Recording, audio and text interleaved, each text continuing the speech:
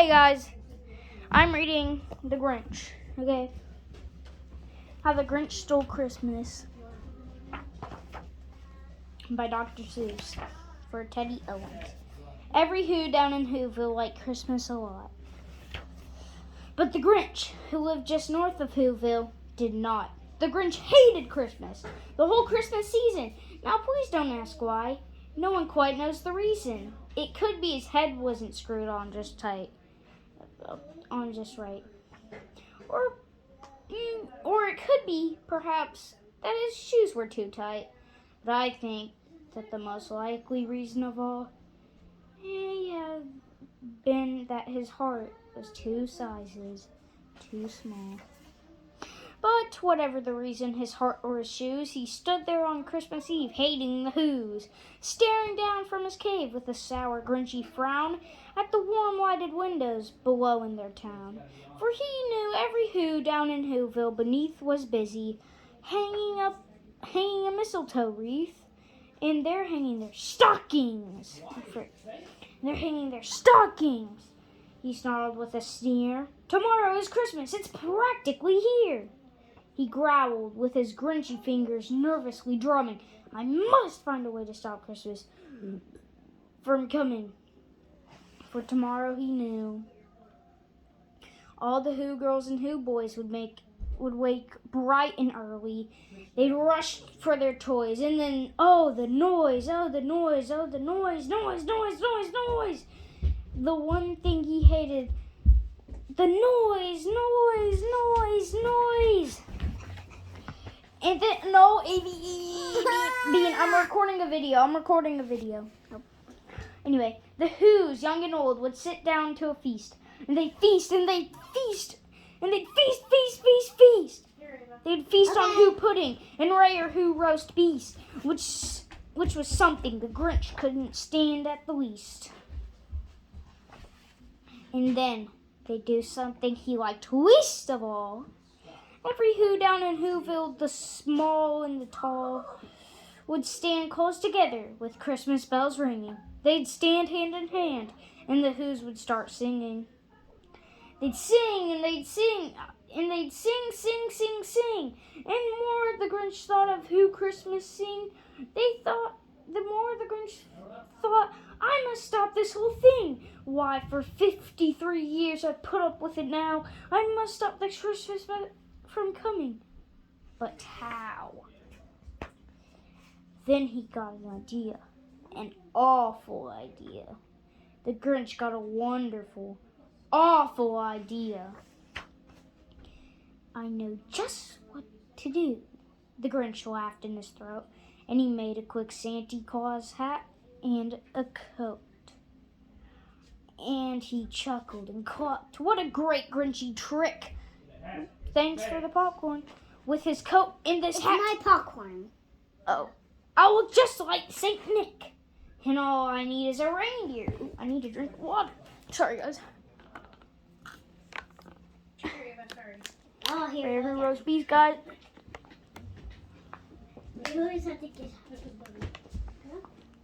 Now let me hear the popcorn. Who's eating some Who hash on Christmas? Thanks, A.V.A. Anyway, the Grinch got a wonderful... Oh, crap. What? I accidentally missed a page. Oh, he's a reindeer. The Grinch looked around. But since reindeer are scarce, there was none to be found. Did that stop the old Grinch? No, the Grinch simply said, if I can't find it... What? Oh, you spilled. If I can't find a reindeer, I'll make one instead. So, go up to her. Yeah, okay. You have fun with this. If I can't find a reindeer, I'll make one instead. So he called his dog Max. Then he took some red thread and he tied a big horn on the top of his head. Then he loaded some bags and some old empty sacks on a ramshackle sleigh, and he hitched up old Max. Then the Grinch said, "Giddy up!" And the sleigh started down. For the homes where whose lay a snooze in their town. All their windows were dark, quiet snow filled the air. All the who's were all dreaming. Oops. Sweet dreams without care. Then, when he came to the first row house on the square, "This is stop number 1," said the old Grinchy Claus. And he climbed on the roof, empty bags in his fist. Then he slid down the chimney, a rather tight pinch. But if Santa Claus can do it, then so could the Grinch. He got stuck only once. For a moment or two. I have to do this real quick. Oh.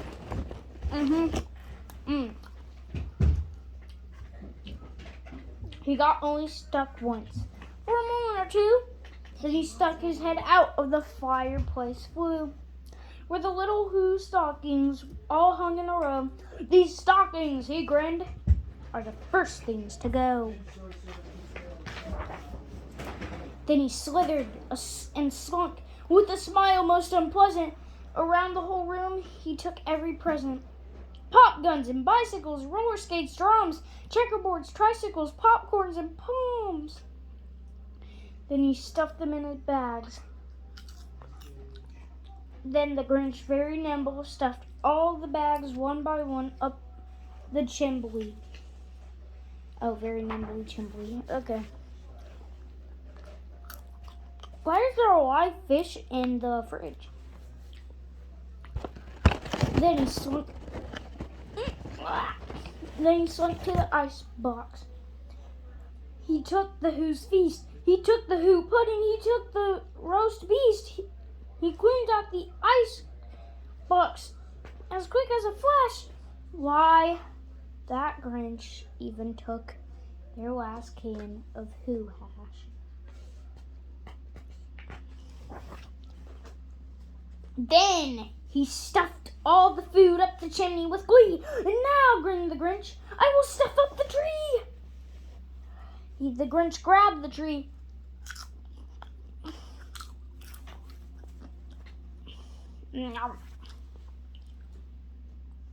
and started to shove when he heard a small sound like the coo of a dove. He turned around fast and saw a small Who, Cindy Lou Who, who's no more than 2. The Grinch had been caught by his tiny Who daughter, who gotten out of bed for a cup of cold water. She stared at the Grinch and said, "Santa Claus, why? Why are you taking our Christmas tree? Why?" But that old Grinch was so smart and so slick. He thought up a lie, and he thought of it up quick. "Why, my sweet little tot," the fake Santa Claus lied. "There's a light on this tree that won't light on one side. So I'm taking it home to my workshop, my dear. I'll fix it up there and I'll bring it back here." His fib fooled the child.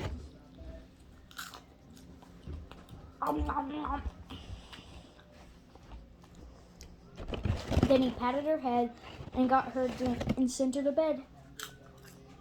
Cindy Lou Who went to bed with her cup.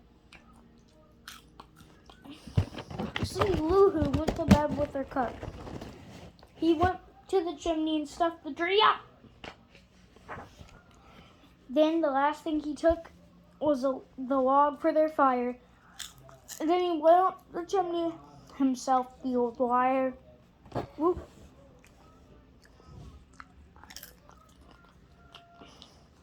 On your walls, he left nothing but some hooks and some wire.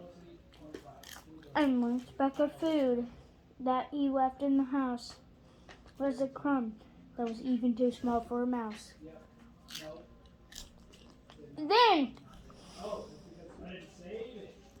He did the same thing to the other Who's houses, leaving crumbs much too small for the other Who's mouses.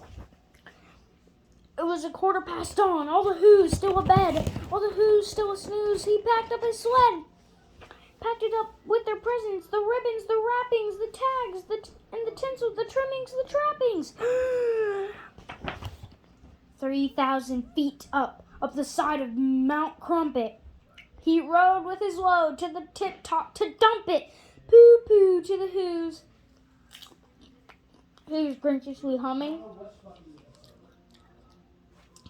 They're finding out now that no Christmas is coming. They're just waking up. I know just what they'll do. Their mouths will hang open for a minute or two. Then the Who's down in Whoville will all cry boo-hoo. That's a noise, grinned the Grinch, that I must simply hear. So he paused, and the Grinch put his hand to his ear.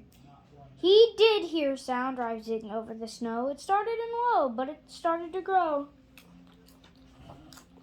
But the sound wasn't sad. Why, the sound was merry. It couldn't be, but it was merry, very. He stared down at Whoville. The Grinch popped his eyes, and then he shook. What he saw was shocking surprise. Every Who down in Whoville, the tall and the small, was singing without presents at all. He hadn't stopped Christmas from coming. It came. Somehow or other, it came just the same.